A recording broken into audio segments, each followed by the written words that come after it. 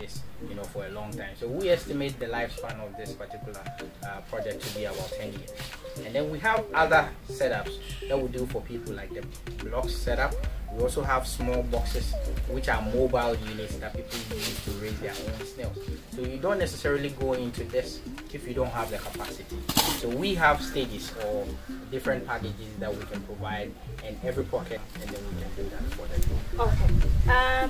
Apart from the snail and other things that you've grown over there, if I want to do vegetables, how often can I, harvest and grow again? Do you do that as well, or this is separately for snail? Yes. So the technology we are using here is automation, greenhouse, and urban farm. So vegetables do not smell or make noise, so you can still grow them. The same thing with snails. So what we are providing, we provide both. We do vegetables and snails as well.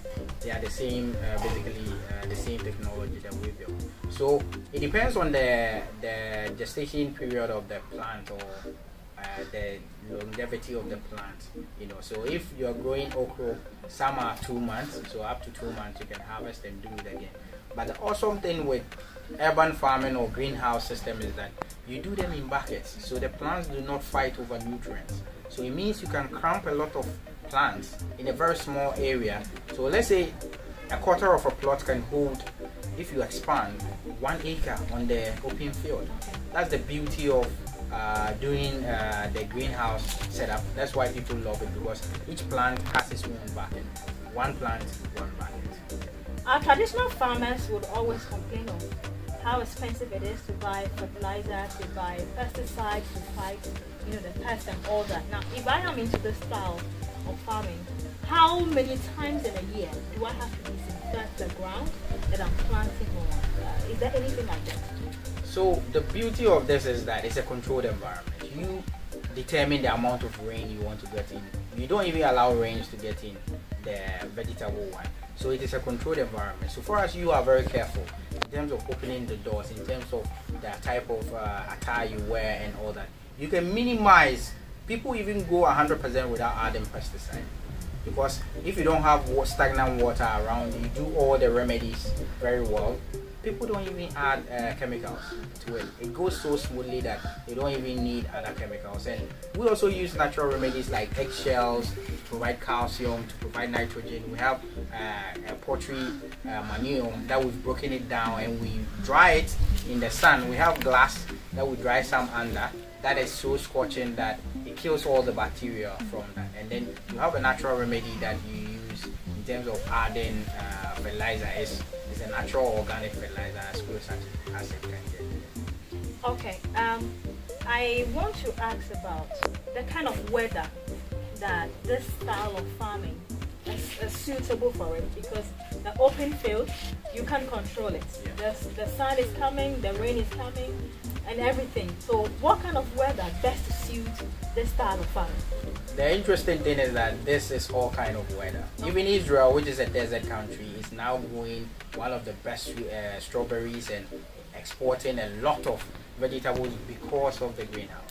So the awesome thing is that even people close to the sea who could not plant anything because the soil has salt in there, these you are growing in buckets. So you bring the soil or the substrate from wherever you want it, coconut peat, you put them in buckets and you can grow. So we are encouraging people to go into the greenhouse farming because it is better and it doesn't really require a lot of things to be right before you can do it, because it's a controlled environment. You determine the soil type, you determine the nutrients, you determine the plant, and you determine the amount of air coming in to circulate, and you determine the amount of rains that you want in the setup. This is what we call you are in charge. Yes. About watering, I realize you have tubes all around, and you told me you open the tap as and when. How often do you open the taps to get water, in and around the farm?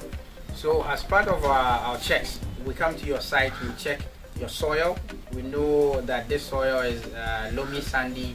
This is that. It means that it retains more water or moisture content or not. So depending on the type of soil you have, That will determine the amount of times you water in a day. Some water once every 3 days, some water once. Sometimes some people don't even water, especially those in the forest areas, because the place is already moist. So we do this setup, make it autonomous. Some people are even making it automated, that they sit in their houses or in their office, and then the alarm goes off, it's time to water, and then you water. So that's why we're having the tubes around. The tubes are able to regulate the moisture content that goes into the soil. So it rains, it sort of does the rain effect. So all the plants in there have sustenance, and the snails as well. Okay. Right, so viewers, this is still the Ghanaian farmer. My name is Enyonam. I'm chatting with Felix up here.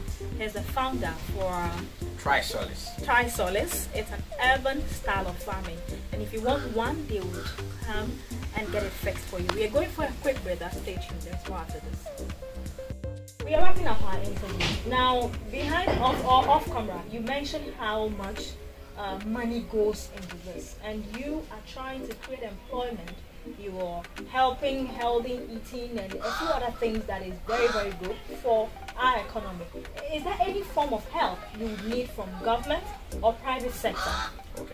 So we found out that there's a lot of people who have farms. They need credible, intelligent sort of people to run it, or knowledgeable people to run it. But we are also seeing a lot of people who are unemployed, some in agri and etc., who do not have jobs. So we are looking at the cohesion between these two.